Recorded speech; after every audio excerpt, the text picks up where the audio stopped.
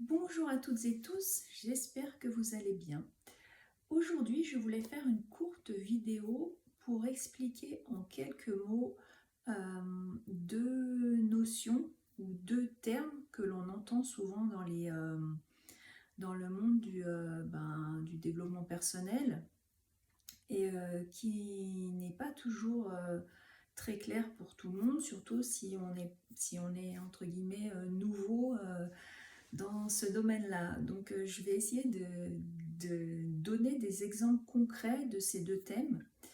Et ces deux termes sont, alors le premier, donc ce qu'on appelle une fausse croyance ou une croyance limitante. Alors souvent, voilà, d'ailleurs j'en parle pas mal dans ce que je nomme moi le voile d'illusion. Euh, donc qu'est-ce qu'en fait une fausse croyance ou une croyance limitante?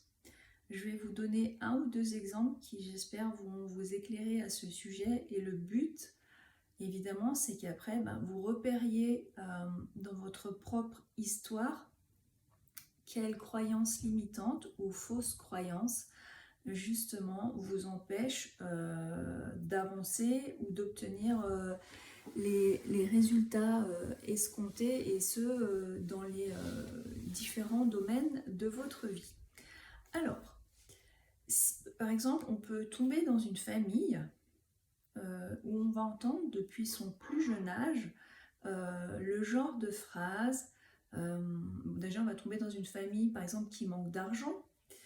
Et ce qui est drôle, c'est que cette famille va manquer d'argent, puisque évidemment, cette famille a des croyances, justement des fausses croyances par rapport à la valeur de l'argent. À la base, l'argent, c'est une énergie, une belle énergie, c'est une énergie d'abondance. Et si vous tombez dans une famille, par exemple, qui manque d'argent, c'est sûr que pour eux, c'est un problème, puisqu'ils sont dans le manque. Ces gens-là, ils peuvent aussi être jaloux des personnes qui ont de l'argent, donc des riches. Et on peut entendre donc dans ce genre de famille des propos tels que ces riches, c'est tous des voleurs. Euh, il peut y avoir des disputes liées au manque d'argent. Donc qu'est-ce qui va se passer? Eh bien, l'enfant que vous êtes va associer en fait une connotation de conflit lié à l'argent, ou alors une connotation justement de problème ou de valeurs sales en fait, puisque cet enfant va être éduqué en entendant sans arrêt les riches c'est des voleurs, s'ils ont de l'argent c'est qu'ils ont triché, et puis nous on manque d'argent, c'est dur, voilà. Donc en fait on va mettre une connotation difficile et négative sur cette valeur qu'est l'argent. Donc ça, qu'est-ce que ça peut faire? Ça va être une croyance, une fausse croyance, et en plus une croyance limitante, puisque vous allez grandir là-dessus et vous allez reproduire un peu ces schémas, c'est-à-dire vous allez être il y a de grandes chances qu'en fait vous restiez vous aussi quelqu'un en fait qui, je dis n'importe quoi, si un jour vous mettez commerçant ou j'en sais rien à votre compte, le fait de mettre des prix ça va être quelque chose de compliqué pour vous, puisque vous aurez entendu gamin l'argent c'est sale. Vous serez toujours gêné quand quelqu'un voudra vous donner un billet, vous aurez presque honte en fait. Non, je ne le mérite pas, c'est sale l'argent, vous voyez l'idée? Donc ça, c'est vraiment une croyance limitante, une fausse croyance.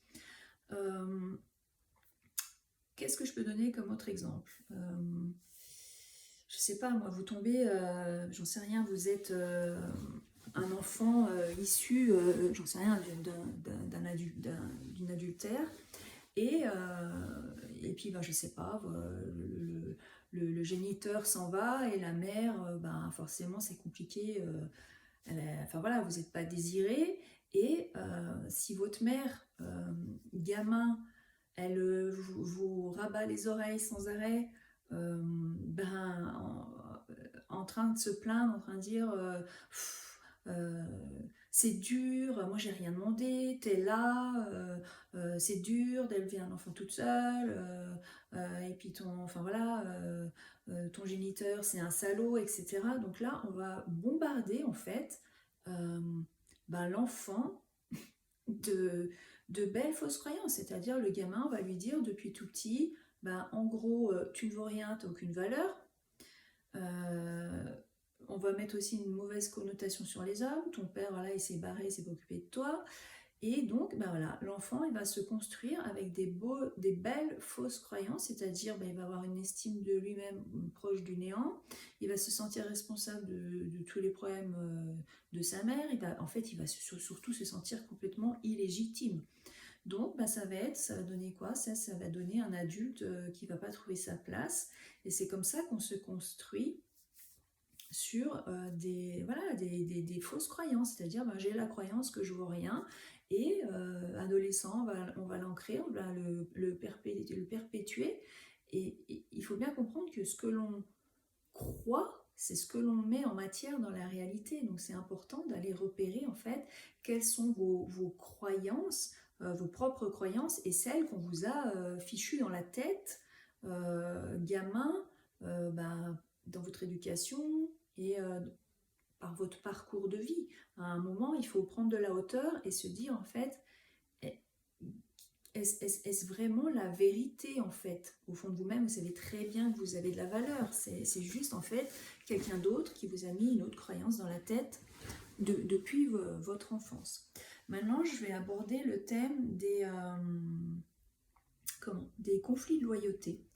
Alors, qu'est-ce qu'un conflit de loyauté? Un conflit de loyauté, là encore, l'idée que je vous donnais aux deux exemples, c'est pour que vous repériez éventuellement ceux que vous pouvez avoir dans votre propre chemin d'existence et de vie. Alors, un conflit de loyauté, par exemple, ça peut être, vous tombez dans une famille où il y a une famille aisée, très cultivée, voilà, un peu intellectuelle, où il y a vraiment de l'éducation, on fait faire des études aux enfants, etc. Et si vous tombez dans une famille comme ça, et que ces gens-là sont un peu fermés et un peu apportent un peu un jugement, par exemple, sur les familles qui sont plus manuelles, vous allez grandir avec des phrases, par exemple, comme ça. En fait, on va vous mettre dans la tête, en gros, il faut faire des études, il faut avoir beaucoup de savoir, c'est synonyme de réussite, c'est synonyme de prestance, d'argent, etc. Et puis, vous, pas de chance, à l'intérieur de vous, vous êtes un enfant, je dis n'importe quoi, qui est très manuel, qui a envie au fond de, j'en sais rien, de monter son entreprise de carrelage, ou enfin voilà, quelque chose de manuel. Vous voyez l'idée, on va aller dans l'opposé. Je prends un peu le cliché, mais intellectuel qui lit, et l'autre, le manuel, quoi. Donc c'est vraiment, pour moi, c'est tout au même niveau, mais il y en a, c'est vraiment cliché, hein. Donc, qu'est-ce qu'on va faire si on est, par exemple, on est un garçon, on tombe dans cette famille, et on sent que nos parents, ils nous poussent aux études, allez, il faut aller faire du bac plus 4, bac plus 5, pour avoir un super métier, avoir de l'argent, etc. Puis à l'intérieur de nous, pas de chance, on a envie de faire carreleur. On risque simplement, donc par conflit de loyauté, de s'oublier complètement, et puis d'aller, oui, faire le bac plus 4, bac plus 5, mais à un moment, il va y avoir une telle dualité intérieure, on va s'oublier, on ne va pas s'écouter pour ne pas décevoir nos parents, notre famille, voilà, on va se mettre dans la tête, en fait, eux, ils ont envie de ça, donc je vais m'oublier et je vais faire ça, parce que sinon je serai la honte de la famille, je vais faire carreleur, pour eux ça a une mauvaise connotation, donc je ne peux pas les décevoir, qu'est-ce qu'ils vont penser de moi? Voilà, ça c'est l'exemple d'un conflit de loyauté. Et qu'est-ce que ça fait quand on s'oublie comme ça? Il y a une dualité forcément à l'intérieur de nous, et à un moment, c'est encore une des choses qui fait partie de ce fameux voile d'illusion. Et à un moment, ça fait comme une cocotte minute, si on ne s'écoute pas, voilà, et ça explose, parce qu'on n'est pas réellement nous-mêmes, on s'oublie, et il faut être vigilant et se poser les bonnes questions à un moment, c'est-à-dire, donc je vais encore rebondir sur ce fameux voile d'illusion, c'est-à-dire qui pilote en fait. Est-ce que c'est mon cœur qui m'anime, qui me pilote, ou est-ce que c'est moi ce que j'appelle ce fameux voile d'illusion. Donc est-ce que c'est tout ce qu'on m'a mis dans le crâne et qui au fond n'est pas réellement moi en fait. Donc voilà aussi l'importance d'aller faire un travail d'introspection pour aller voir qui l'on est réellement au-delà de ce voile d'illusion. Alors, qu'est-ce qu'il y a dans ce voile d'illusion? Je vais reprendre ma feuille parce que j'en oublie toujours la moitié. J'ai essayé de faire un schéma, mais voilà, dans ce voile d'illusion, il y a vraiment les fausses croyances, les croyances limitantes, vos peurs, les blessures d'âme, donc les fameuses blessures de l'enfant intérieur. Il y a vos manques, enfin voilà, il faut aller mettre, c'est important d'aller mettre le nez à l'intérieur de soi pour vraiment savoir qui l'on est réellement. Et ça passe, ça passe par ce travail. Il peut se faire, encore une fois, j'en ai déjà parlé, que dans le silence. Il peut se faire que dans un temps d'arrêt. C'est sûr que si on est toujours en mouvement, entouré, à fond la caisse et qu'on ne se pose jamais, à un moment, on ne peut pas le faire ce travail. Et on est malheureusement dans une société dans laquelle on court toujours à droite à gauche, on est toujours dans l'action, et après on s'étonne qu'on s'oublie en fait complètement, et on s'étonne après qu'on récupère les gens oui, en burn-out, mais le burn-out c'est juste une conséquence en fait d'un moment j'en peux plus parce que j'ai trop tiré sur la corde et puis je suis pas du tout alignée avec moi-même. Donc j'emploie souvent le mot aligné. Aligné, ça veut dire voilà, il faut être droit dans ses baskets, hein, l'esprit, le corps et le cœur. Enfin voilà, qui suis-je vraiment au fond? Et est-ce que j'incarne vraiment le véritable être que je suis au fond de moi-même? Voilà, j'ai un peu bifurqué des deux idées principales, mais c'était important à mon sens de le souligner puisque ces deux notions donc de croyances limitantes, fausses croyances et conflits de loyauté sont aussi des sacrés morceaux donc, du fameux voile d'illusion.